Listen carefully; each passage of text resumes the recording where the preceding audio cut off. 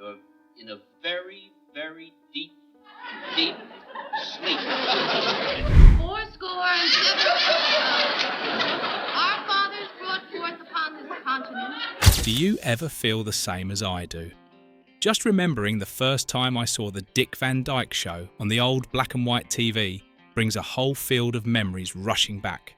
Back then, whenever the opening music played from the crackling speaker, my whole family seemed pulled together by an invisible thread.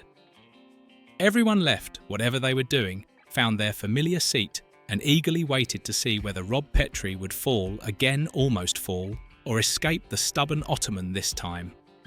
I still clearly remember the soft light of the screen reflecting across the small room, and the bursts of laughter when Buddy delivered a teasing line that left the whole writer's room helpless. Or when Laura folded her arms pretending to be upset, but her eyes still sparkled with that look of, I know what you are up to, making both me and my parents laugh. But behind that seemingly effortless charm were countless things the audience never saw a leading man who had to use alcohol to overcome his own shyness. A harmless-looking pair of capri pants worn by Laura that once made the sponsor furious and almost caused the show to disappear. Or the strict, ridiculous television regulations. Today, we will open those backstage doors that have gathered dust for more than half a century to explore 15 strange. 15. The quiet, drunken years of Dick Van Dyke on set. Few people know that throughout the filming of the Dick Van Dyke Show, Dick Van Dyke carried a difficult-to-admit secret. He used alcohol to hide his shyness and his fear that he was not good enough. At that time, he was just a young actor standing next to veterans he admired, and he constantly worried he would ruin a scene. He once confided to a close colleague, "I only drink so I can breathe a little easier." The other person replied, "Dick, don't you see? You are the one who lights up the whole set." Van Dyke only shook his head. "I have never believed that." The addiction was not loud, not explosive. It simply followed him slowly day after day. His marriage with Margie Willett also suffered. One time, Margie said in a choked voice, "We cannot keep going like this." Van Dyke only sighed softly. "I know, but I am not brave enough."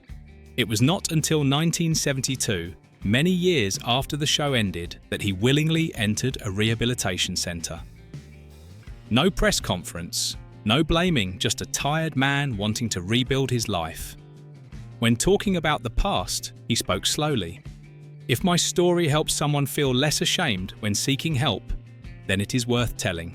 Today, when we look back at the warmth of that series, we understand the laughter in front of the screen was sometimes supported by silent battles behind it and by the courage of the people who tried their best to keep the audience's smiles complete. 14. The untold story behind the opening with the Ottoman. If you grew up with television in the early 60s, you surely still remember the suspense each time the opening music played, the lively brass, the soft studio lighting, and Rob Petrie stepping into the living room with his characteristic, bewildered expression. The stumble or the absence of it that seemed so carefully planned actually came from a very unexpected source. On the day of filming the opening scene, director John Rich appeared looking impatient. He had to leave the studio early, so he wanted to finish this scene as quickly as possible. He patted Van Dyke on the shoulder. Dick tried lightly stumbling over the Ottoman. "Make it look funny without being too much." Van Dyke laughed. "When it comes to stumbling, I am not short of experience." The first fall was so perfect that the entire studio burst into laughter. Rich nodded and said, "Good. Now do the version where you avoid it." The second time, Van Dyke glided past the piece of furniture like a dancer who had practiced all week. Mary Tyler Moore whistled from outside. "If he does not fall, that is even stranger than when he falls." Rich wanted more options, so he suggested filming a wobbly version. "Dick, act like you're about to fall, but do not fall." And that was how the moment when Rob hesitated and then calmly continued walking was born. All 3 scenes were filmed in a few minutes with no storyboard, no prior planning. When watching them again, Reiner had an idea. "We will rotate all 3. The audience will enjoy guessing which version it will be this week. No one expected that spontaneous idea would become one of the most beloved openings in television history, where millions of families laughed together and called out, "Hurry up! Rob is about to walk in 13." When Laura's capri pants caused the studio to stir. In my neighbourhood, back then, every time the Dick Van Dyke Show aired, the young men would gather to watch, not only because Rob was funny, but because Laura Petrie always appeared with a style unlike any other TV housewife. She wore pants, moved quickly, sometimes talked while wiping the kitchen counter, looking so real that viewers forgot this was a sitcom. But that very realness caused trouble. When Laura appeared in fitted capri pants, the censorship department immediately took notice. Someone from the sponsor called the production office the next morning. "We think those pants stand out too much," Carl Reiner replied gently. "That is what women wear every day." The voice on the other end insisted TV should not be like that. Safer is still better. Mary heard the news while drinking coffee. She turned to Van Dyke and asked very quietly, "Did I go too far, Dick?" He laughed. "If you went too far, then all of America outside the screen also went too far." The pressure grew to the point that a production executive had to hold a private meeting with the sponsor team. They argued for hours about the tightness of the pants. It reached the point where a directing staff member mocked, "I have never seen a small piece of fabric cause so much trouble." In the end, the crew found an additional secondary sponsor to reduce dependence, and Laura kept her outfit. A small victory, but it opened a large shift. From then on, women on TV began to dress more like themselves, no longer confined to the flared skirt housewife image of the past. 12. Rob and Laura were not allowed to sleep in the same bed, and the reason made everyone laugh. If you grew up with black and white television, you probably also wondered, why did Rob and Laura Petrie, a couple so affectionate, sleep in two separate beds? Everyone thought it was just the style of the era, but in fact it was a strict CBS rule. When Carl Reiner brought the set design to the censorship office, he said gently, "The Petrie couple will sleep together. That is reality." Someone across the table immediately interrupted, "No, that is too intimate for prime time." Reiner raised an eyebrow. "How intimate exactly?" "They only sleep." Dick Van Dyke said that the first time he read the scene where the couple talked seriously from two beds a small distance apart, he burst out laughing. "Mary, do you think the audience will believe this?" she replied. "The audience is used to it, Dick. They watch it every week." The absurdity became clearer when other shows of the same era were allowed to have characters sleep together, while the Van Dyke Show, which was gentler and more polite, was not. A writer once sighed, "I do not know what they are trying to protect the audience from. Marriage." A few years later, when CBS quietly changed the rule for another show, Van Dyke heard the news and simply laughed. "We were ahead of our time. And because of that, we could not sleep together." The things that seem obvious today were back then a steel wall of television, and the show had to find a way to walk around it while still keeping its charm. 11. A small mistake in the episode. Bupkis and why it was kept. Anyone who watches the episode Bupkis closely will notice a small detail. Rob Petrie accidentally performed an action, completely reversed from the script.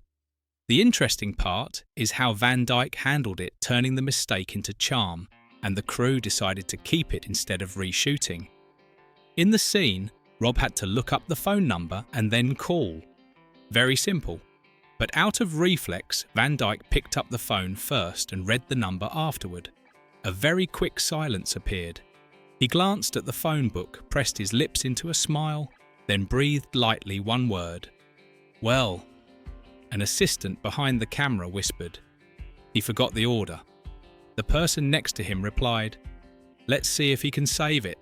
Van Dyke immediately returned to the flow of the scene, speaking evenly, as if nothing had happened. Mary Tyler Moore, standing outside the frame, could not hold back her laughter and had to turn her face away. When the director called cut, the whole crew burst into laughter. A staff member said, "Dick, You fixed your mistake so smoothly it looked intentional. Van Dyke shrugged. Sometimes you just let the character make mistakes like a real person. The director reviewed the footage and nodded. We keep it. It is natural. It fits Rob Petrie even more than the script.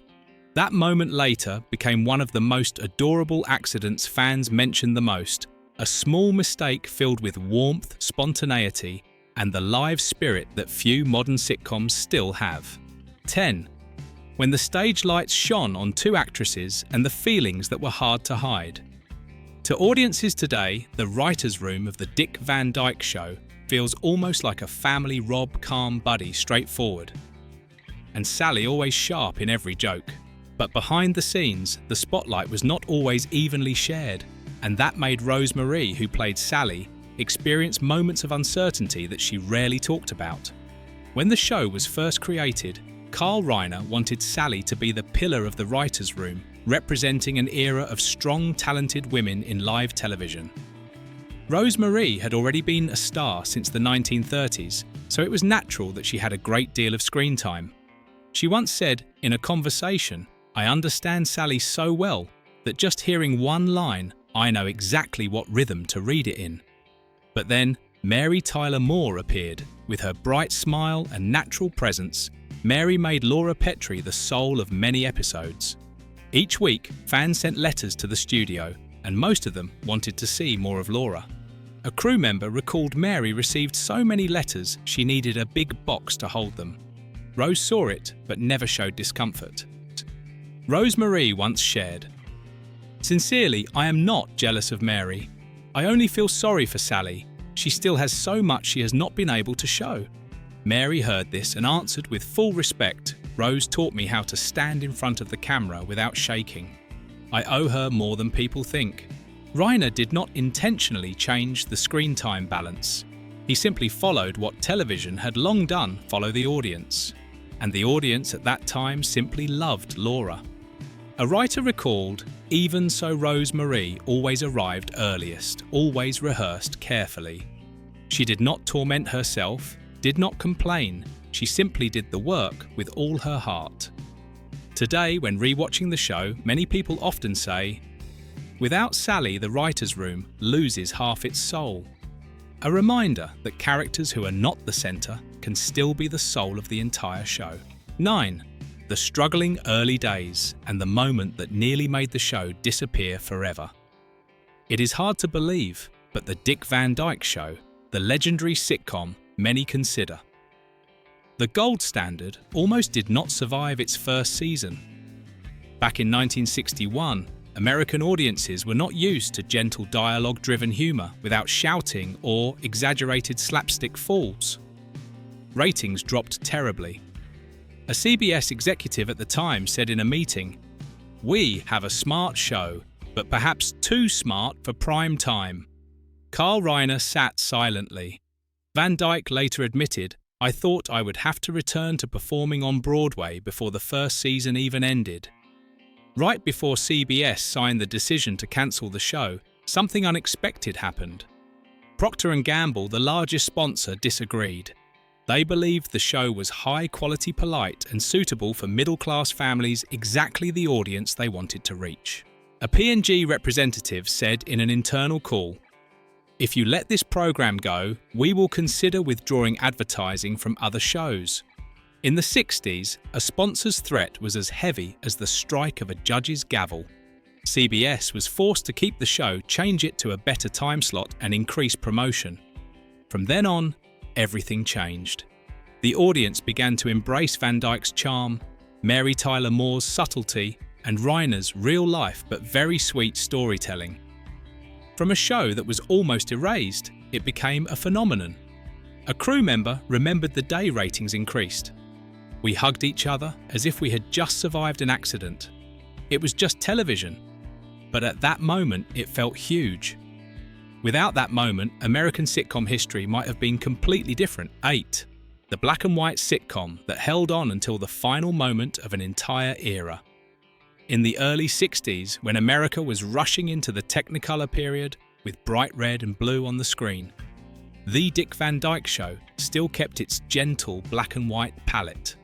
The interesting thing is this slowness made it one of the last long-running black and white sitcoms to survive before American television was forced to switch to colour. Back then, colour cameras were not as friendly as they are now. They were heavy, hot enough to make the entire studio steam. A technician once said, shooting in colour back then was like standing in a fireplace and trying to pretend you were smiling. CBS was very hesitant. They knew colour would be the future, but they also understood that soaring costs could shake the show. Meanwhile, Carl Reiner had a clear viewpoint. The story of Rob and Laura should end while everything is still beautiful. It does not need to be coloured just to extend it. CBS's new rule for 1966-67 required all sitcoms to switch to colour if they wanted to continue. But Reiner did not want to fundamentally change the black and white spirit the show had built, the soft lighting, the simple camera angles, and the very real family feeling. He once said in a meeting, "If we switch to colour, we will not be making the same show anymore." And so they stopped at season 5, complete tidy. No stretching too far, no losing the soul just for obligation.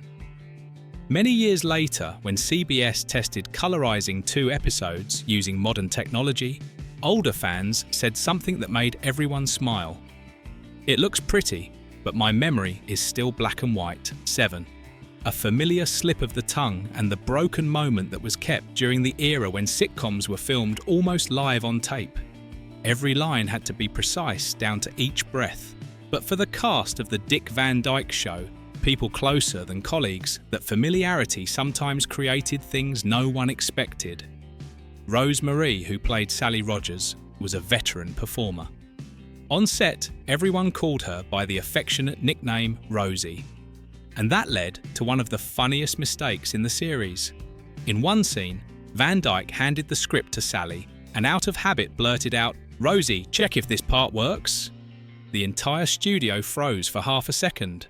Rose Marie burst out laughing. "Rosie, looks like Sally just disappeared."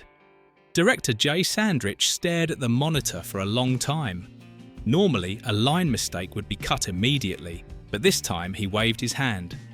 "Keep it." The two of them looked more like real co-workers than in the script. An editor recalled, "We watched it over and over and saw, not cutting it was better.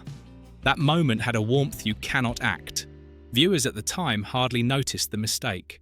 Only those who watched very carefully could hear the word Rosie slipping into the line. But that was exactly what made the series feel natural, like we were watching a real office in the 60s where people joked with each other after writing scripts. Many years later, Van Dyke said with affection, "We were so close that sometimes we forgot we were acting." And that made the show more real. 6. When Johnny Carson almost became Rob Petrie. It is hard to imagine Rob Petrie without Dick Van Dyke. But in 1960, when CBS was casting for the new sitcom's lead role, the brightest name was not Van Dyke, it was Johnny Carson. Carson was not yet the king of late-night television, but he was already very famous for his quick wit. A casting director said, Johnny walked into the room as if he brought an entire stage with him. He had the aura of a ready-made star. Carson auditioned and made everyone laugh loudly. But that was exactly what made Carl Reiner hesitate. He wanted Rob Petrie to be the next-door man, a bit clumsy, a bit shy, easy to relate to. Reiner said directly after the audition, "Johnny is wonderful, but too strong. This role needs awkwardness, needs a bit of real life." When Dick Van Dyke came into audition, no one knew things would change. He did not try to be funny. He acted with a very gentle sincerity. Carson later said in an interview, "I looked at Dick and knew immediately Rob Petrie is him, not me." A CBS staff member remembered the moment when Reiner turned to the team and quietly nodded. "We found him. That is Rob." Carson was not chosen, but he was not upset. A few years later, he became a late-night television icon for 3 decades. And Van Dyke created Rob Petrie one of the most memorable roles in sitcom history. 5. The opening theme once had lyrics and the little-known story behind it. Most viewers know the opening melody of the Dick Van Dyke Show by heart. Just the first 3 notes are enough to know they are about to hear laughter from the Petrie living room. But few people know that the song once had a sung version and the lyrics were written in a very ordinary moment. While preparing for the first season, Carl Reiner wanted the opening music to sound like a warm greeting. This is a happy family. Come in and laugh with them. Composer Earl Hagen sent the first melody, and it made the entire studio delighted. Maury Amsterdam was sitting next to the piano, listened for a while, then said softly, "The melody is good. But if there were a few lines of lyrics, it would become a whole story." Reiner looked at him. "Then write it. I trust you." Amsterdam drafted the lyrics that same afternoon while the crew was taking a coffee break. The lines he wrote revolved around the feeling of coming home after a long day, the kitchen light, Laura's laughter, and the charming mess in the living room. Van Dyke recalled, "When Maury sang the demo, we laughed because it was exactly the spirit of the Petrie home." Mary Tyler Moore, standing nearby, also nodded. "It sounds like a song Laura would sing while folding laundry." But CBS felt the version with lyrics was a bit long-winded, taking away the softness of the opening.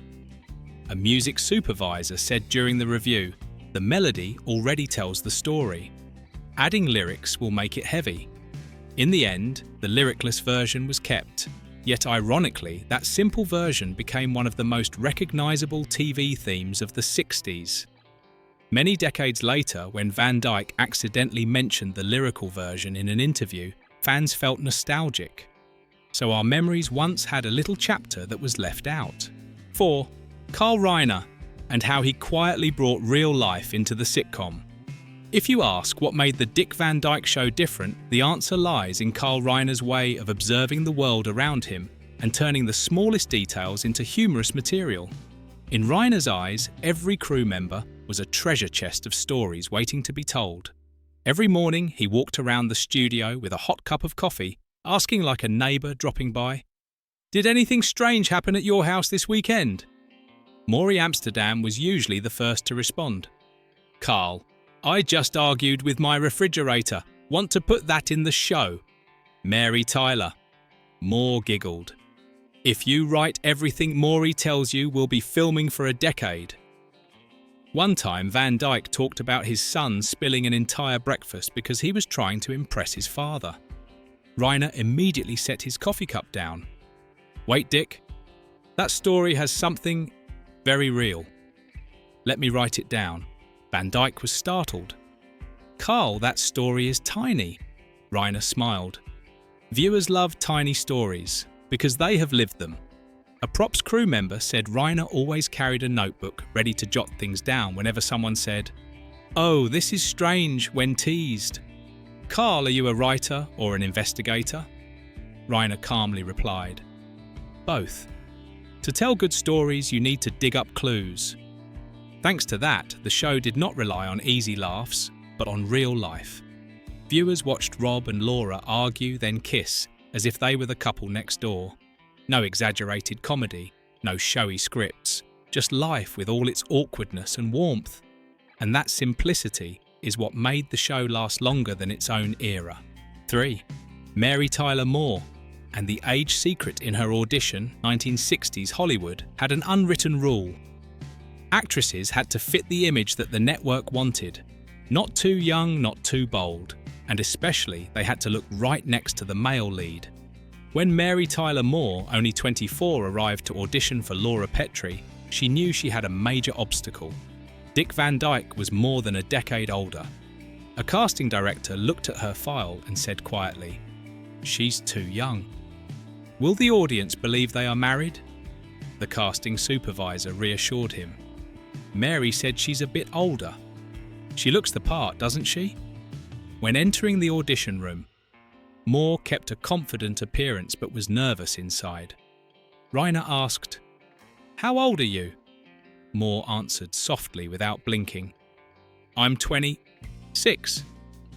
Van Dyke looked at her, then at Reiner with a slight curl of his lips that said everything. During the break, Moore pulled her chair close to a supporting actress and whispered, "I hope they won't ask for documents." The other woman laughed. "Everyone adjusts their age a little here. It's Hollywood." Interestingly, that little aging herself up later became the inspiration for an episode. When Moore held the script and saw the detail where Laura lied to Rob about her age, she burst out laughing. "They really put my story into the show," Van Dyke teased. "At least this time you have a script telling you how to lie." The truth is, Mary did not want to deceive anyone. She was simply trying to find her place in a world where women's ages were examined first. But that small adjustment ended up giving television a Laura Petrie who was smart, charming, and more progressive than most female roles of that era. Back then, no one imagined that the girl who added a couple of years would become an icon of an entire generation. 2. The small changes in the set. Anyone who watched The Dick Van Dyke Show through multiple seasons surely felt that strange sensation. The Petrie house still looked familiar, yet each year there seemed to be something slightly different. Not a big change, just tiny details that only attentive viewers would notice. A brighter sofa, softer coloured curtains, a few decorations moved around. All of them like gentle breaths of the era slowly drifting into the studio. In a set meeting at the beginning of season 2, the props manager placed his hand on the wooden table. "The budget is better this year. Should we make the living room corner a bit brighter?" An assistant replied. "But don't change too much. The audience must still recognise this is Rob and Laura's house." Carl Reiner walked by, took a sip of coffee and said quietly, "Change just enough. Like life, no one knows they've changed until they look back."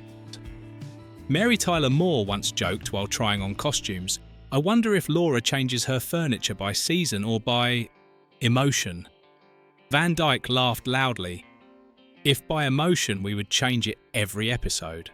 Maury Amsterdam added, "If by my emotion, this place would have become a second-hand store long ago."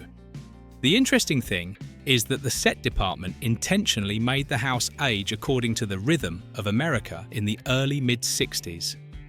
As colours in real life became bolder, they added a few modern items. As tastes changed, small objects were updated to stay current. A props crew member recalled, "We didn't change things to get attention. We changed them because any house that lives 5 years changes with its owners." That is why the Petrie living room was not just a set. It was a visual diary, recording the shifting rhythm of a historical moment in television. One, when unknown faces became stars. One interesting thing about the Dick Van Dyke Show is that it served as a stopover for many young actors. When the show aired, most of them were unknown. Yet only a few years later, those faces that appeared briefly became pillars of American television. One of them was Greg Morris, who later became famous as Barney Collier in Mission Impossible. When he appeared in a small episode of The Van Dyke Show, Morris was still quite shy. A cameraman recalled, "He was so polite he apologised even when standing 1 inch off his mark." There was also the time Eleanor Audley, the legendary voice behind Maleficent and Lady Tremaine, came to the studio to play a small part. When she spoke, Van Dyke looked at Mary and said quietly, "I've heard that voice somewhere, and it gives me chills." A technician laughed. "You've watched too many Disney films." And then there was Jamie Farr, who later became well known with MASH. At that time, Farr was still running from one studio to another. He once said, "Getting a guest role on The Van Dyke Show felt like being invited into an advanced class. Everyone was skilled, everyone was kind." What made those cameos special was Carl Reiner's way of giving opportunities to new talent. Whenever a young actor made an impression in an audition, he tried to find a suitable role. Reiner once said in a meeting, "Everyone needs to learn to fly. This is a safe place for them to try." When viewers today look back at those episodes, many realise they witnessed the first appearances of an entire generation of performers before they became the names that shaped American television of the 60s-70s. If you have ever watched this show, Tell me, which moment do you remember the most? The unlucky Ottoman, Laura's smile, or an episode you can never forget? Leave a comment below. I really want to read your memories. And if you enjoy nostalgic content like this, don't forget to hit like, subscribe, and turn on the bell so you won't miss the next stories.